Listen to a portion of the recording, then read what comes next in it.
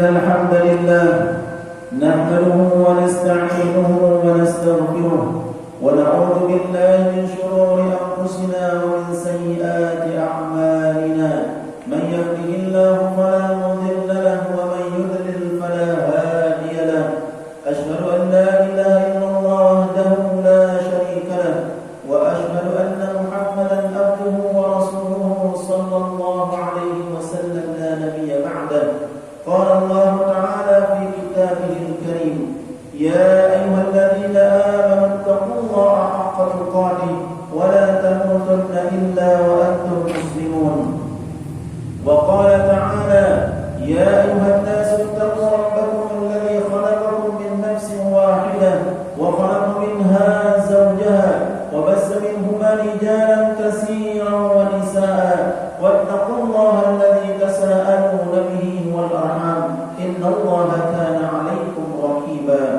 وقال تعالى يا أيها الذين آمنوا اتقوا الله وقولوا قولا سديدا يصلح لكم أعمالكم ويغفر لكم ذنوبكم ومن يطع الله ورسوله فقد فاز فوزا عظيما.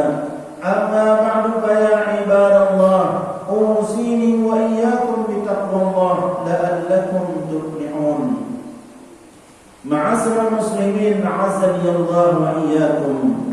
Sebagai pembuka khutbah Jumat, khatib menyeru kepada para jemaah sekalian untuk memuji Allah Subhanahu wa taala dan berselawat kepada Rasulullah sallallahu alaihi wasallam serta senantiasa menjaga dan meningkatkan ketakwaan kita kepada Allah Subhanahu wa taala dan Rasulnya. Semoga dengan ketakwaan tersebut kita diberikan solusi pada masalah yang sedang kita hadapi. Kita juga dilimpahi dengan rezeki yang tidak disangka-sangka. Sebagaimana Allah Subhanahu wa taala berfirman di dalam Al-Qur'an dalam surah Talaq ayat 2 dan 3, "Wa may yattaqillaha yaj'al lahu makhraja wa yarzuqhu min haitsu la yahtasib." Siapapun yang bertakwa kepada Allah Subhanahu wa taala, niscaya dia akan mengadakan baginya jalan keluar dari masalahnya dan memberikan rezeki dari arah yang tidak disangka-sangka. Ma'asyiral muslimin, ma'azzani Allah wa iyyakum. Pada dasarnya manusia adalah makhluk yang tidak pernah terlepas dari perbuatan dosa. Tiap hari atau bahkan tiap waktu, kita secara sadar maupun tidak sadar sering melakukan perbuatan yang sejatinya menimbulkan dosa dan maksiat, baik melalui perbuatan ataupun lisan kita. Meskipun demikian, kita dituntut untuk selalu bertaubat kepada Allah Subhanahu wa taala dan meminta ampun serta menyadari bahwa kita merupakan hamba yang lemah dalam menahan diri untuk melakukan perbuatan dosa dan maksiat kepada Allah Subhanahu wa taala. Nabi sallallahu alaihi wasallam bersabda yang diriwayatkan oleh Ibnu Majah, "Kullu bani Adam khata'un wa khairul khata'in at-tawwabun." Semua anak Adam pernah melakukan kesalahan dan sebaik-baik orang yang salah adalah bertaubat kepada Allah Subhanahu wa taala. Dalam hadis ini, Nabi sallallahu alaihi wasallam secara tegas menyatakan bahwa merupakan sifat manusiawi Bani Adam untuk berbuat kesalahan. Namun yang terbaik di antara mereka adalah ketika berbuat salah langsung menyadari kesalahannya dan memohon ampun kepada Allah Subhanahu wa taala.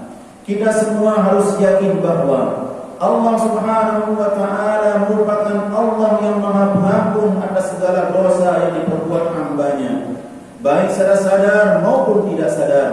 Dalam satu riwayat disebutkan bahwa meskipun dosa kita banyak hingga memenuhi langit, niscaya Allah Subhanahu wa taala akan mengampuni dosa-dosa kita. Dengan syarat kita bertaubat kepada Allah Subhanahu wa taala. Rasulullah sallallahu alaihi wasallam bersabda, "Lau akhta'tum hatta tablugha khatayakum as-sama' summa tubtum lataba 'alaikum." Sekiranya kalian melakukan kesalahan hingga kesalahan kalian mencapai langit dan bumi, kemudian kalian bertaubat kepada Allah Subhanahu wa taala, niscaya taubat kalian diterima di sisi Allah Subhanahu wa taala. Ma'asyiral muslimin, a'azzani Allah wa iyyakum. Meskipun Allah Subhanahu wa taala Maha Pengampun, jangan sampai kemurahan Allah pada hamba-Nya dijadikan kesempatan untuk melegitimasi kelalaian kita pada Allah Subhanahu wa taala. Sebagai seorang hamba, tentu kita harus menjaga diri dari perbuatan dosa dan maksiat yang kita lakukan. Sebagai hamba yang lemah dan tidak dapat menghindari maksiat dan perbuatan dosa, maka kita harus menyegerakan diri untuk bertaubat kepada Allah Subhanahu wa taala. Jangan sampai kita bertaubat dan meminta ampun kepada Allah Subhanahu wa taala di usia tua nanti dengan anggapan bahwa kita masih muda dan masih sehat. Dalam Al-Qur'an, Allah Subhanahu wa taala banyak sekali menyebutkan dirinya sebagai zat yang menerima taubat hamba-hambanya, yang mengampuni segala dosa-dosanya, karena Allah Subhanahu wa taala memiliki sifat Maha Pengasih lagi Maha Penyayang. Akan tetapi, taubat dan permintaan ampun kepada Allah Subhanahu wa taala hanya diterima apabila sebelum datang dua waktu kepada diri kita. Waktu yang pertama ketika ajal datang menjemput kita, dan yang kedua adalah ketika hari kiamat tiba. Ma'asyiral muslimin, a'azzani Allah wa iyyakum. Terkait waktu yang pertama, taubat tidak diterima ketika ajal sedang dijemput Allah Subhanahu wa taala. Allah Subhanahu wa taala berfirman di dalam Al-Qur'an, di dalam surah An-Nisa ayat 18, "Wa laysat at-taubatu lil ladzina ya'maluna as-sayyi'at hatta idza hadara ahaduhumul maut qala inni tubtu al-an wa lil ladzina yamutuna wa hum kuffar ulaika a'tadna lahum 'azaban 'alima." Dan tidaklah taubat diterima oleh Allah Subhanahu wa taala dari orang-orang yang mengerjakan kejahatan yang hingga apabila datang ajal kepada seorang tersebut, barulah ia menyatakan dirinya, sesungguhnya saya bertaubat sekarang. Dan tidak pula diterima taubat seseorang apabila orang-orang yang mati sedang mereka di dalam kekafiran. Bagi orang itu lebih kami sediakan siksa yang amat pedih. Syekh Az-Zuhaili menjelaskan ayat ini dalam karyanya Tafsir Al-Munir. Diterimanya taubat seorang hamba dan diampuni oleh Allah Subhanahu wa taala merupakan nikmat dan kebaikan bagi orang-orang yang bertaubat atas dosanya dan terjerumus ke dalamnya selama tidak meneruskan perlakuan perbuatan tersebut.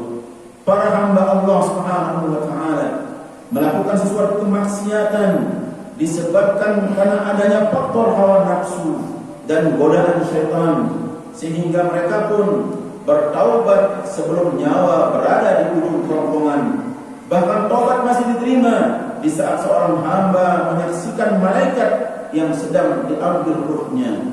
Ma'asyiral muslimin, a'azzani Allah wa iyyakum.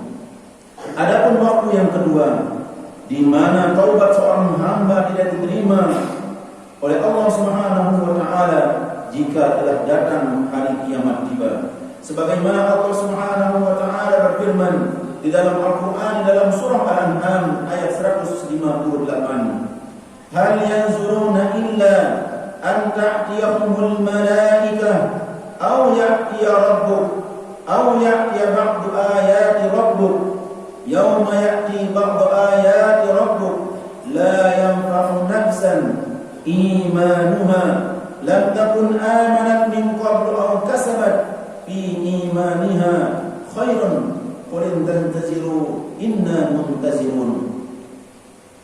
Yang mereka nanti tidak lain hanyalah kedatangan malaikat kepada mereka untuk mencabut nyawa mereka, atau kedatangan siksa Tuhannya, atau kedatangan berapa ayat tentang Tuhannya pada hari datangnya ayat dari Allah Subhanahu wa taala, tidaklah manfaat lagi iman seseorang kepada dirinya sendiri yang belum beriman sebelum itu, atau dia belum merasakan kebaikan dalam masa imannya. Katakanlah, tunggulah olehmu, sesungguhnya kami pun menunggu.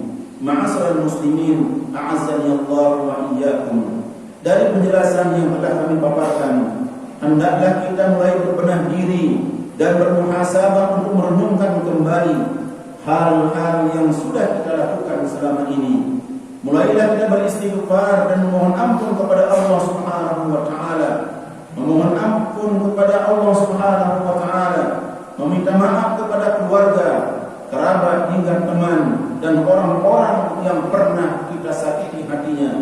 Rasulullah sallallahu alaihi wasallam bersabda, "Ya ayyuhan nas, tubu ila Allah, fa inni atubu fil yawm ilaihi mi'ata marrah." Wahai sekalian manusia, bertaubatlah kepada Allah Subhanahu wa taala, karena sesungguhnya aku, kata Rasulullah sallallahu alaihi wasallam, bertaubat kepada Allah Subhanahu wa taala dengan beristighfar 100 kali dalam sehari. Semoga Allah Subhanahu wa taala menjadikan kita hamba-hamba yang senantiasa berada dalam ketaatan Allah Subhanahu wa taala dan menjauhkan diri dari perbuatan maksiat Allah Subhanahu wa taala, dan kita termasuk orang-orang yang beruntung di sisi Allah Subhanahu wa taala. Barakallahu li wa lakum bil Qur'anil 'azim wa nafa'ani wa iyyakum bima fihi min ayati wa zikril hakim. Aqulu qawli hadza fastaghfirullahal 'azim innahu huwal ghafurur rahim.